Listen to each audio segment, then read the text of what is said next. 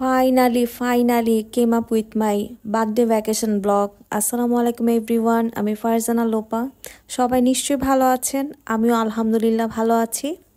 আমি প্রতি বছরই আমার হাজবেন্ড থেকে একটি ট্রেডিশনাল বার্থডে গিফট পাই, মানে ট্রেডিশন হয়ে গিয়েছে। সেটা হলো একটি বার্থডে ভ্যাকেশন। আমি তো সুপার এক্সাইটেড, আর সব কিছু তো আগে থেকে রেডি করে রেখেছি। আমার আগের ব্লগগুলো যারা দেখেছেন তারা তো জানেনই আমাদেরকে কেমন লাগছে। আমরা কিন্তু এখন একদম রেডি বের হয়ে যাওয়ার জন্য। তো গাছগুলোকে দেখে নিলাম, বৃষ্টির সিজন চলছিল, সো আমি এত টেনশন করছিলাম না। তো আল্লাহর নাম নিয়ে আমরা একদম এয়ারপোর্টের উদ্দেশ্যে রওনা দিয়ে দিলাম। আমি তো পুরাই প্রিন্সেস ট্রিটমেন্ট পেয়েছি। আমার হাজব্যান্ড সব ব্যাগ ট্যাগ এক হাতে নিয়ে সে রওনা দিল। তো আমরা ওয়েট করছি লাউঞ্জে। আর এত বেশি ভালো লাগছিল, একে তো আমার বার্থডে গিয়েছে কয়দিন আগে, তারপর আমি আবার গিফট পাচ্ছি, ঘুরতে যাচ্ছি আমার সবচেয়ে পছন্দের একটি জায়গায়। তো এখন আমরা আবার বাসে উঠে গেলাম, কারণ প্লেনে ওঠার জন্য আমরা প্রস্তুত। আর কি যে সুন্দর লাগছিল আকাশটা দেখতে, একটু ভয়ও পাচ্ছিলাম যে আমার ভ্যাকেশনটা না জানি নষ্ট হয়ে যায় বৃষ্টির কারণে। তো দেখা যাক পরে কি হলো, আপনারা তো সামনে জানতেই পারবেন। তো আমরা তো একদম সেই ফুরফুরা মেজাজে প্লেনে উঠে গেলাম। স্পেশালি আমি, বার্থডে গার্ল যেহেতু আমি ছিলাম, আমাকে গিফট করেছে। আর আমাকে এই ড্রেসটাতে কেমন লাগছে জানাবেন। আমি কিন্তু সব কিছুর আপনাদেরকে জানিয়ে দিয়েছি আমার ছবি যখন পোস্ট করেছি সেগুলোতে, কোন পেজ থেকে কোনটা নিয়েছি। তো আমরা যে প্লেনে উঠেছিলাম সেই প্লেনে এখন দেখি ফুডও সার্ভ করে। আমার কাছে আসলে প্লেন জার্নিটা এই প্রথম না, আমি এর আগেও প্লেনে উঠেছি, কিন্তু এক্সাইটমেন্ট কিন্তু অনেক বেশি থাকে। ফাইনালি আমরা কক্সবাজার পৌঁছে গেলাম, আলহামদুলিল্লাহ।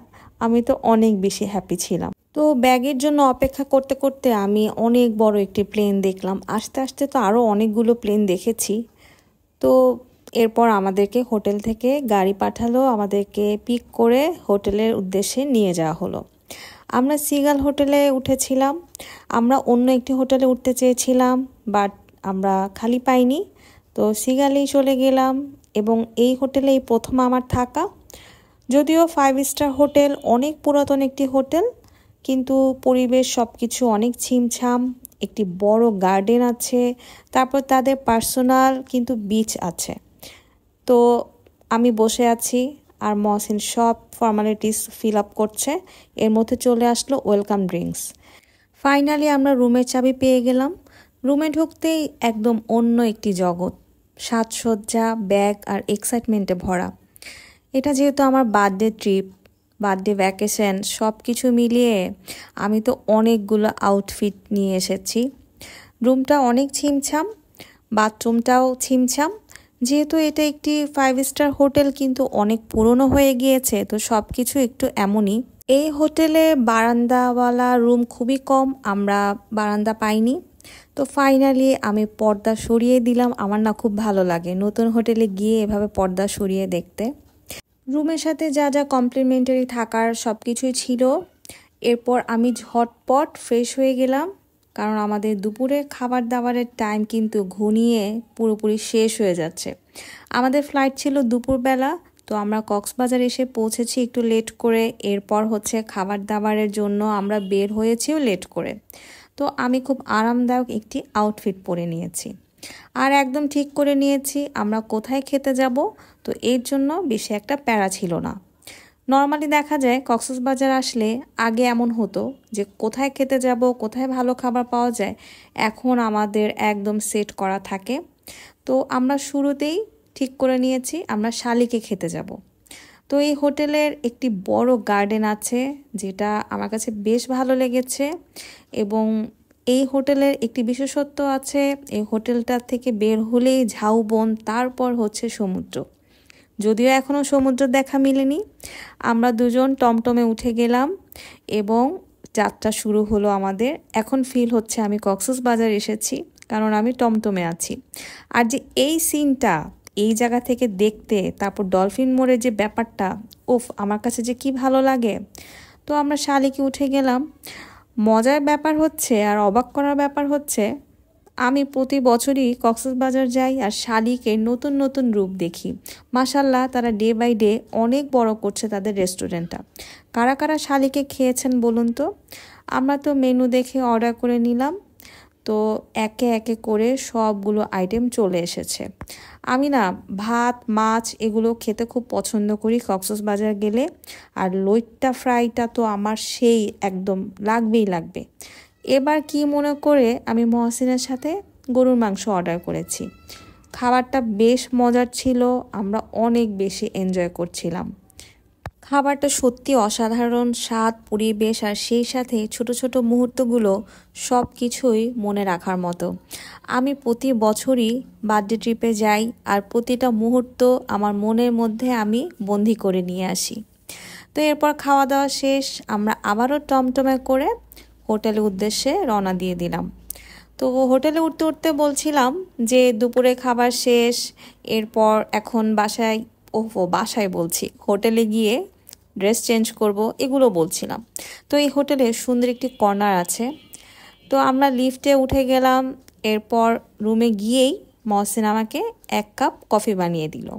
ঝটপট রেডি হয়ে গেলাম আমি, কারণ সেদিন বিকেল গড়িয়ে সন্ধ্যা নামার পথে এমন একটি ওয়েদার হয়ে গিয়েছে, একটু অন্ধকার অন্ধকার। এই হলো আমার সেদিনের প্রথম আউটফিট বলা যায়। এটাকে আসলে প্রথম বলবো নাকি থার্ড বলবো আপনারাই বলুন তো। কারণ আমি না সাজুগুজু করে থাকতে খুব পছন্দ করি, স্পেশালি যখন আমি ঘুরতে গিয়েছি। আমার জন্য এটা একটা ম্যান্ডেটরি যে আমি আমার মতো করে ম্যাচিং করে সব কিছু ক্যারি করি, এবং আমার খুবই ভালো লাগে। নিজেকে আনন্দ দেওয়াগুলো কিন্তু খুব জরুরি। আপনারা তো জানেনই আমি বার্থডে ভ্যাকেশন নিয়ে একটা ভয়ে ছিলাম। সেটা কি? সেটা হচ্ছে বৃষ্টি। তো বৃষ্টি তো শুরু হয়েই গিয়েছে, দিনের আলোটা কিন্তু আর একটু থাকতো, কিন্তু বৃষ্টি শুরু হয়ে গিয়েছিল। তো এখন আমরা সমুদ্র দেখার উদ্দেশ্যে সোজা পথ ধরে হাঁটা শুরু করলাম। মাশাআল্লাহ, সাগর কন্যা পৌঁছে গিয়েছে সাগরের কাছে। এত বাতাস ছিল সেই দিন, বৃষ্টি পড়ছে গুড়ি গুড়ি, সেই সাথে অনেক বেশি বাতাস। কালারটাও খুব ভালো লাগছিল। আর যেহেতু সেদিনই আমরা গিয়েছি, তো বৃষ্টিটাকে আমি মনে মনে মেনে নিচ্ছিলাম যে আচ্ছা ফাইন, বৃষ্টি হচ্ছে, হয়তো কালকে হবে না। আর যেহেতু একটু অন্ধকার অন্ধকারও হয়ে গিয়েছে, তো আমরা ভাবলাম যে আমরা হোটেলের ভেতরটা একটু ঘুরে ঘুরে দেখি, একটু হাঁটাহাঁটি করি। হোটেলটা অনেক বড় এরিয়া জুড়ে। আমি আসলে এই হোটেলে যেহেতু প্রথমে এসেছি, তো আমার এত ধারণা ছিল না এই হোটেল সম্পর্কে। মহসিন বলল চলো একটু ঘুরি, তো আমি আগে নিজেকে দেখে নিচ্ছি। এরপর ঘুরে ঘুরে চারিপাশটা দেখছিলাম আর ওকেও দেখাচ্ছিলাম যে কিভাবে আমি একটু পরপর ঘুরি। যেহেতু সুন্দর একটি ড্রেস পরেছি, তো আমি বারবার ঘুরছিলাম। তো বেশ মজা পাচ্ছিল আর বলছিল ঘুরতে বলেছি এর জন্য খালি ঘুরছই। তো অনেক ভাল লাগছিল। চারিপাশটা যদি দিনের আলো থাকতো হয়তো বা আরও বেশি ভাল লাগতো। তো আমরা আমাদের হোটেলের সামনেই চলে এসেছি। ভাবলাম যে এখন একটু হোটেলের ভেতরটা ঘুরে দেখি।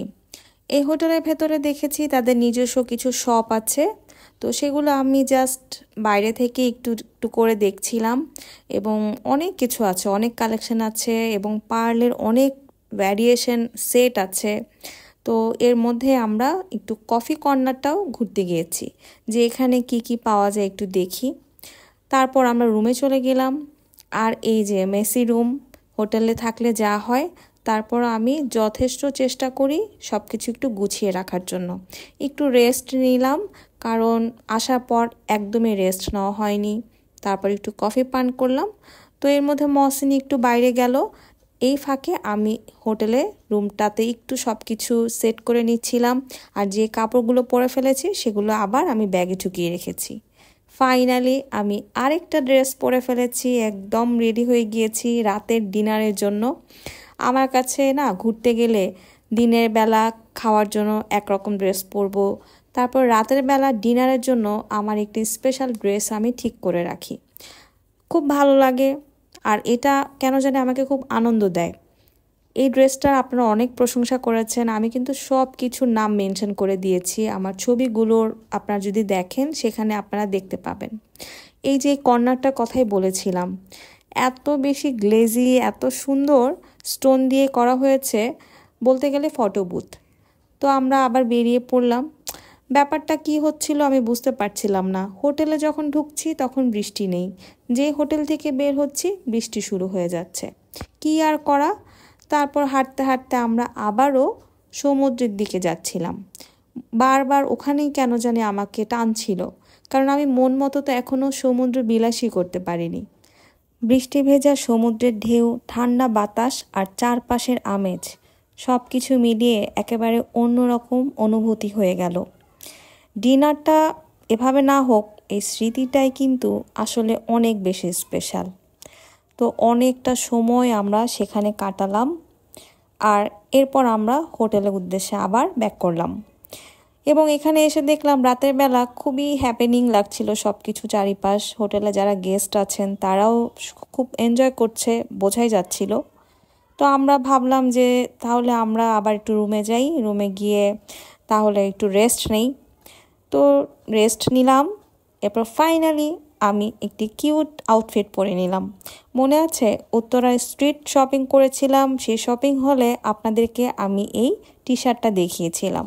এই মুহূর্তটা না পুরো সিনেমার মতো হয়ে গিয়েছিল। ডিনারের জন্য আমরা ফাইনালি বের হলাম, শুরু হলো ঝুম বৃষ্টি।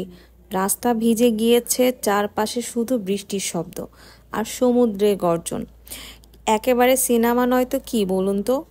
এরপর আমরা ফাইনালি রাতে ডিনার করতে চলে গেলাম আলগুনিতে। সেখানে গিয়ে তো আরেক কাণ্ড, গিয়ে দেখি লম্বা সিরিয়াল, আমরা ওয়েটিংয়ে বসে আছি।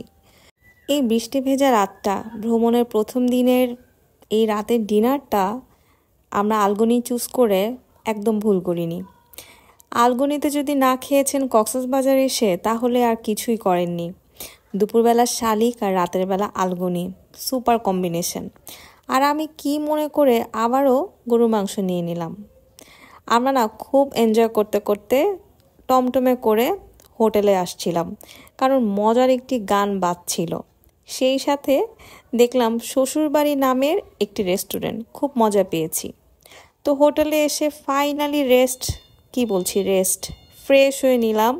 সেই সাথে খুব সুন্দর একটি পিজে সেট পরে নিলাম।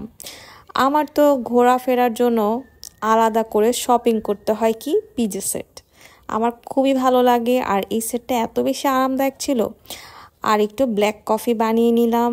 কফি পান করতে করতে ভাবলাম যে এখন একটু টিভি দেখা যাক। এই হলো আমার বার্থডে ভ্যাকেশনের প্রথম দিনের ব্লগ। দেখা হচ্ছে আপনাদের সাথে আমার বার্থডে ভ্যাকেশনের নেক্সট ব্লগে।